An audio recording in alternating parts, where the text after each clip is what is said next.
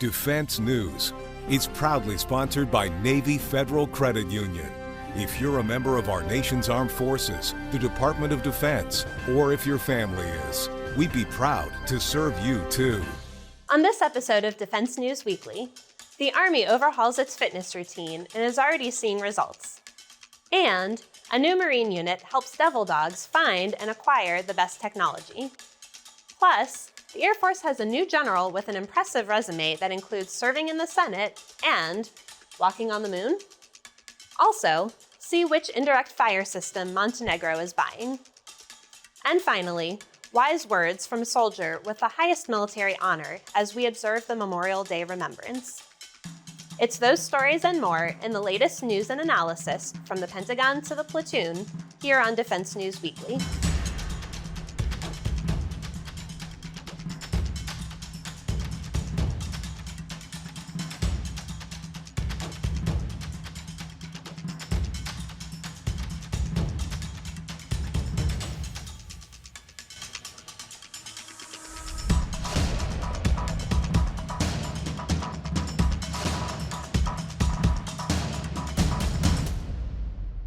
Welcome back to Defense News Weekly. I'm Megan Eckstein. When you think of fitness in the military, you think of a lot of typical things. Push-ups, long runs, sit-ups, and maybe blasting your quads in a 6 set of leg presses down at the base gym. But the Army's trying out a new tack in what it's calling holistic health and fitness, which aims to take a more comprehensive approach to fostering health to soldiers' mind, body, and in some cases, spirit. Everything from better sleep habits to improved nutrition and more are considered in the hopes that the force can achieve an overall healthier force and tackle thornier problems like suicide.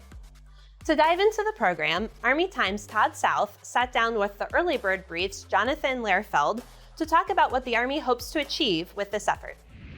So Todd, you took a recent trip down to Fort Eustis, Virginia for an Army Health and Fitness Symposium. I'm wondering if you can share a little bit more about why the Army is taking a closer look at fitness for its troops, and also where this holistic health and fitness (H2F) concept came from. Why did the Army not do it before? So in some ways, the Army was doing pieces of this over a couple of decades. So the Army, created, I would say, post 9/11, created soldier wellness centers for like mental health checks and things like that. They were trying for years and really couldn't get it through a way to pass and improve the standard fitness test, which was a pretty simple, push-ups, sit-ups, and 2-mile run, which just really wasn't effectively measuring combat or tactical efficiency. So that was all kind of in the works, in the mix for probably the first 10 or 20 years through this decade almost. And then through a course of a bunch of rising rates of injury, rising rates of substance abuse, sadly rising rates of suicide and suicide attempts and ideation, the Army really kind of took a step back and was looking at kind of how do we hit all this and make it work together? Because before, you would be on a fort, a base, an installation, and you needed mental health, you went over to this part of the installation, or you went out in town. You needed a strength and conditioning trainer, you went to this gym. You needed nutritional help because you were overweight, you went to this particular specialist. Now they kind of brought it all together. So that's the kind of big picture of where it was coming together over the last couple of decades. And then in 2018, the Army created a pilot program for holistic health and fitness. And holistic is kind of the operative term there. It's like an all-around, I call it like a 360 or all-encompassing, fitness program. And in that, they have mental, sleep, physical, of course, like your PFTs, APFTs, things like that. I'm sorry, the combat fitness test is more appropriate now. And nutrition and spiritual health, like a sense of belonging, sense of purpose. So they were kind of looking at all those together in that pilot in 2018. And beginning in 2020, maybe a little before, they started fielding actual close combat force brigades with these specialists, these staff, and all the equipment they would need to do this kind of training and enhancement. What are you hearing from average soldiers or your E1s to E4s, E1s to E6s about what this program looks like? A lot of it seems to be, I'm preventing injuries, I'm improving PT scores, I'm eating healthier. Some of those are anecdotal, individual. We don't have a lot of deep dive data on that. We do have some good data on some other things, kind of interesting things, and some preliminary data on some reports coming out that was really surprising, frankly. But it's a lot of individual I'm finally feeling better, and I'm tying my nutrition and my sleep to my workouts, or I'm seeing better performance on the rifle range because I know to get the right kind of sleep and not be using too much caffeine and make sure I'm not drinking too much alcohol the days before so I can stay focused. shifting a little bit, I want to talk also about what you can share from your reporting on the reductions in suicide among soldiers in their units that have incorporated this program, and maybe some other health outcomes that you've been able to see are coming from this program being implemented. That was the big surprising one for me. I've done some writing and reporting on this program since before it was even an official program, when it was in 2018 when it was a pilot. And every time you talk to an Army senior leader at any conference, on or off the record, you ask them like, why do you do this? What are you doing this for? It was almost always, in my experience, was injuries, a lot of injuries. Musculoskeletal injuries are a big problem across active, guard, and reserve. We want to improve injury problems and outrage, keep people lethal and ready, like ready to deploy. That's the kind of primary measurement of success there. But data they present, it's preliminary data. It hasn't been peer reviewed yet. They got a final report coming out toward the end of this fiscal year, so sometime hopefully by October they'll be releasing it. They're showing about a 37%, so more than 1/3 reduction in suicides in brigades with H2F staff and resourcing. Simultaneously, the data is showing about the same amount of increase in suicide in brigades without it. So if they weren't improving at all, it would still be a reduction. But you're seeing like these lines diverging quite a bit. So where like those brigades without the resources are seeing increasing problems, especially even post-pandemic, while on the other side, things have gone down by a third in the suicide category and are continuing to go down below numbers that are pre-pandemic. Now, that was the really exciting part and interesting part for me reporting on it. They were showing numbers dipping below 2019 numbers pre-pandemic in substance abuse, in sexual assault, and in suicide or suicidal attempts. And that's all. So we're seeing numbers better now than before the pandemic. So I'm curious if you could share a little bit more, I don't think we've touched on this yet, about what the H2F program is going to look like for soldiers across the country, how there are differences at different bases, across MOS, things like that. So I think if you took, say, a unit from Joint Base Lewis McChord in Washington State and say, like, Fort Campbell, where the 101st is in Kentucky, if they are infantry close combat units typically right now, so they have very similar training schedules.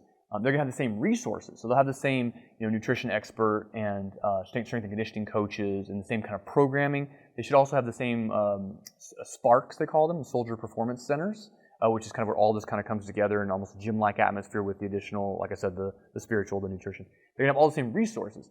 And they're going to have all the same goals, basically. Like, we want to see reduced musculoskeletal injuries. We want to see improved outcomes with nutrition, better weight management. We want to see better performance on ACFT. So they'll have the same expectations, same resources. Anything in the middle is kind of up to the commander. As long as they're following the kind of broad guidance of the H2F program in the doctrinal manuals, they can kind of do what they want. In fact, there was a pretty interesting presentation by I'm going to blank here. It was one of the parachute infantry regiments, brigade combat teams. They gave a presentation, and they had actually added in a team building portion where they took behavioral health counselors first and didn't quite have the luck they were hoping, but they added on to that in a second phase some of the chaplains. And they started these team building exercises, almost like an outward bound situation. They take, say, a squad or a platoon, I'm not sure the size of the unit, and they give them like a 2-day kind of, almost like a retreat, but not a retreat like, fun, like go get a spa, like sure. A retreat like, you're marching out in the mountains and you're going to go like camp out, you're not doing combat stuff, but you're doing field kind of skills. And they would talk about why they joined the Army, and they would, share stories and like get that bonding aspect. And that was the only thing they did. And this is not a deep scientific study, but there was some data gathered, and they showed severe reduction in substance abuse issues and reduction in basically bad behavior, bad conduct, charges, getting in trouble out in town, things like that. They took other measures, but that's an example where, as part of the fitness, they're seeing this beyond just going and doing push-ups and pull-ups and kettlebell swings. They're also saying, okay, mentally fit, unit cohesion, like how do we kind of incorporate some of this outside information that's coming from outside the Army into kind of how we build better teams, how we have a sense of meaning, how we talk about problems when we have problems. So it's a mix. There's a lot of freedom or latitude of movement for the commanders. Todd, thank you very much for making time for us. Yeah. Really appreciate it. Thank you. In other military news, the Air Force has a new general, and he's walked on the moon. Space Systems Command made retired astronaut and Colonel Buzz Aldrin an honorary brigadier general last week at the Los Angeles Air Force Base. Aldrin graduated from West Point in 1951 and became an Air Force fighter pilot. He eventually became a NASA astronaut. In my own lifetime, men and soon women have gone to the moon and returned safely. I know because I've been one of them. Aldrin is the second human to walk on the moon. He said he's looking forward to seeing astronauts circumnavigate Earth's nearest neighbor and eventually land there once again. I intend to impatiently pester Elon Musk a lot harder so that he and I will be waiting there on the moon to greet the NASA astronauts when they land. Congratulations, Buzz. And for those of you watching, don't blast off just yet. When we return, I take you to an innovative new Marine unit.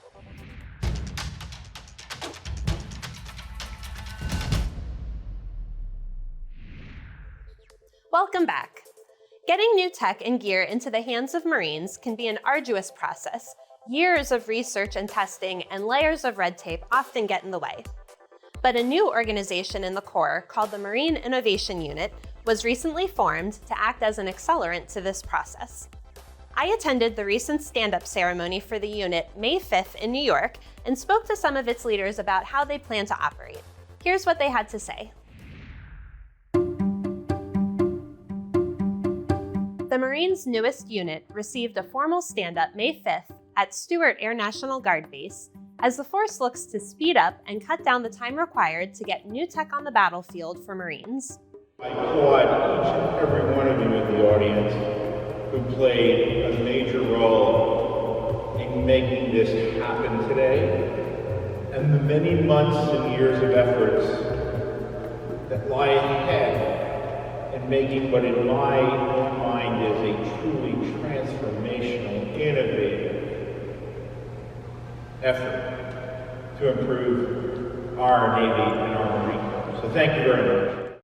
The Marine Innovation Unit was launched in the midst of the Marine Corps' Force Design 2030 modernization and was created to help identify emerging technologies to bring into the force and to expedite the process of integrating them. Lieutenant General David Bellin, commander of the Marine Corps Forces Reserve, said the Reserve Force was well positioned to help with this challenge. We went out into the force. There was kind of an assumption, a basic assumption, which was within the force, if we weren't bound by traditional MOSs and ranks, we would have civilian and academic expertise that was critically needed by the Marine Corps during force design, with the proposition that we needed to get access to enhanced capabilities faster and find other sources of funding to pay for it. And so we thought, based on the 90,000 Marine reservists, there were probably people out there that were working on Wall Street, working in academia, working in industry who had unique capabilities in education that could help us get closer to where this enhanced capability was coming from. And so we went out into the community, we advertised it in a non-traditional way, more like how we would do it in our civilian careers, and with a goal of attracting up to 200 applicants. And so far in the first year, we've had 1,000. Those are people with advanced degrees, success in advanced careers on the outside, academia, etc. Though the Marine Innovation Unit just formally had its activation ceremony, it's actually been hard at work for more than a year. It already has more than 130 projects in various stages of completion, and Colonel Matthew Swindle, the commanding officer of the unit, explained how the active component units can request help from this new outfit. So the first thing is we have to have a sponsor and a champion. So we don't do self-licking ice cream cone things. We need someone from the active component to raise their hand and say, I think I need your help. And that help could come in the form of consulting strategists from one of the big management consulting firms. It could come in the form of an acquisition professional. It could form in the form of a technologist that may be a CEO, CTO at a AI startup. And let's say we're solving a data supply chain issue. We will bring them in, do problem definition. We will then come back, curate that problem, and then go out to our networks to see who else is doing it. Is there a more novel solution? Can we act as an accelerant? And then bring that all back to them. Then those Marines disaggregate back to their lives, spend time with their families, run their businesses, do whatever they want. And when the bat signal goes out again, we reform the hit squad and we go back in, and we keep doing this repeatedly. The unit uses experts from multiple fields to help active Marine commands find the best technology to solve their problems and also the best technique to pay for and acquire the technology. The unit has one big win already. In less than a year, the Marine Innovation Unit not only mapped out a plan to transition a legacy assault amphibious vehicle reserve unit into an experimental small craft unit, but it also rapidly sifted through potential vendors and put a small craft vendor on contract with the help of the Defense Innovation Unit. Swindle said this was a huge accomplishment, but there are many others in the works today. Big theme we see is information management, knowledge management. So you've got this vast group of data. Well, what do you do with it? How do I make sense of it? What does it mean? Where do I put it? And it's something as simply as just understanding who's in your unit and the unit report and the status of those Marines, all the way up to how we fight in the next battle, whether it's Russia or the South China Sea. That's been a real big topic area. Other areas that I've seen are alternative acquisition authorities, how to use them, what are the best practices, partnerships with other services to form the consortiums, and basically problem definition. Is as simple as that sounds, really understanding the problem you're trying to solve makes your life a lot easier. I think Abraham Lincoln said if I had 24 hours and 10 trees to cut, I would spend 22 hours sharpening my axe.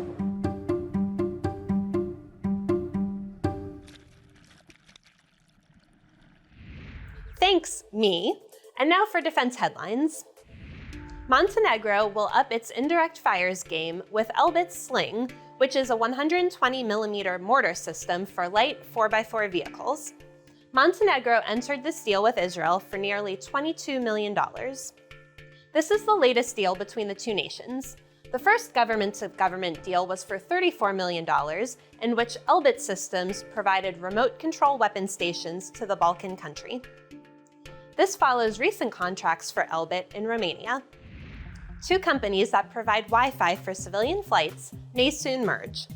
Viasat's acquisition of British satellite mobile communications company Inmarsat has cleared a key hurdle with the approval of the deal by the UK's Competition Authority earlier this month. The $7.3 billion merger offer, launched in November 2021, has most recently been stalled by a Competition and Markets Authority investigation into whether the tie-up would adversely impact competition in the fast-growing supply of satellite connectivity for Wi-Fi on flights.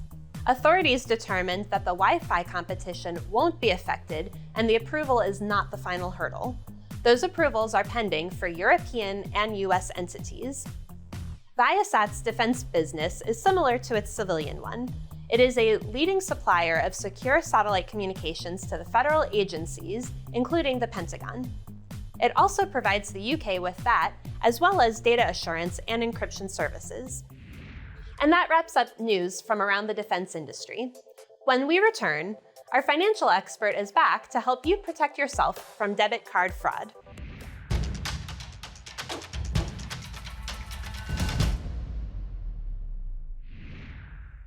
Welcome back. On this edition of Money Minute, Navy Federal Credit Union personal finance expert Jeanette Mack gives you tips for protecting yourself from credit card fraud. Vacationing is your time to relax and enjoy carefree days. Unfortunately, scammers are everywhere and they don't take days off. To make sure you can really let go and be stress-free when you're away, stay up to date on fraud and scams that aim to derail your plans. Let your bank or credit union and credit card issuers know you're traveling, when and where, so when you make charges outside of your normal area, they'll know it's you. Think about using a prepaid or low-limit credit card just for your trip. It's a good way to manage your spending while also minimizing your losses if your card gets lost or stolen. And you still have zero liability protection against unauthorized purchases. Limit your use of ATMs abroad. Always check for skimmers before you swipe, not just at ATMs, but at points of sale too. And if it looks broken or jerry-rigged, don't use it. While you're away and when you get back home, check your account for odd charges and report fraud immediately. Even though scammers are hard at work trying to steal your money and your vacation joy, these tips will help you stay ahead of fraud so you can focus on the fun. Thanks, Jeanette. We'll see you next week. To get more coverage of military and defense topics, get that Humvee rolling towards Army, Navy, Air Force, and Marine Corps Times.com. as well as defensenews.com and c4isrnet.com. And to be the most up-to-date gunny in the Corps, sign up for our Early Bird Brief newsletter, custom-made each morning to bring you the latest headlines. It's also in audio. Check out the podcast version each weekday wherever you get your podcasts. And if social media is where you get your news, follow us on YouTube, Facebook, Instagram, and Twitter. And stay tuned. Up next, we hear advice from an American hero.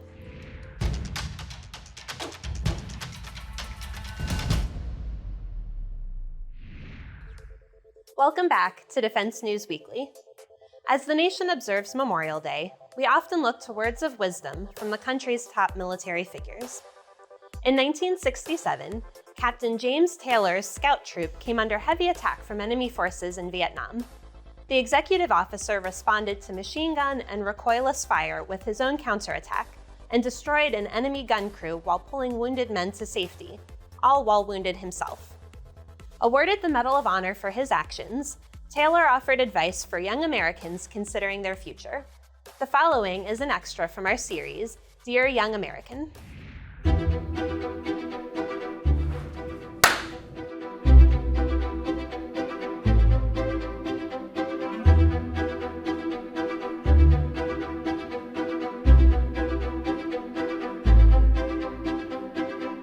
Well, you young Americans. Dear young American. If I had advice to give to young Americans today, I would say, the future is going to be in your hands. Dear young Americans. Find some way to serve your community and your country. Dear young American. Make sure that you are physically and mentally strong.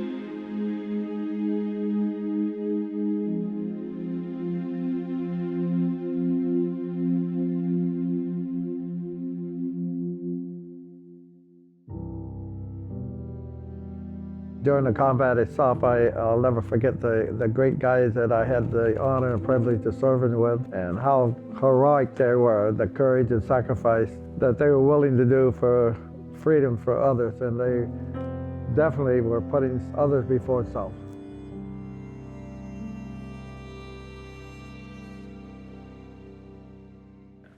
Dear young Americans, first of all, you got to believe in yourself, your God, and your family. And never forget the thousands of men and women that left the safety and comforts of their homes to go into harm's way to preserve the freedoms that they enjoy today, and to make sure that if their country calls upon them to stand up and go forth to do the same thing for future generations. Freedom is not free, it came at a terrible cost. As you walk down the path of life, you're gonna have these ups and downs, and life is not a bed of roses. Remember to always believe in yourself, set a goal, be determined, have a strong desire and dedication, and you can make it happen. Always be a team player. Don't rely on yourself as an individual. The most important thing that a young person can do today to prepare themselves for the future, life is going to be difficult. Life is not easy, but believe in yourself, believe in your fellow man, believe in your country, always move forth, never go backwards. Don't be afraid to make a mistake, because mistakes are learning experiences. You learn from them, you move on. You accomplish more as a group than an individual.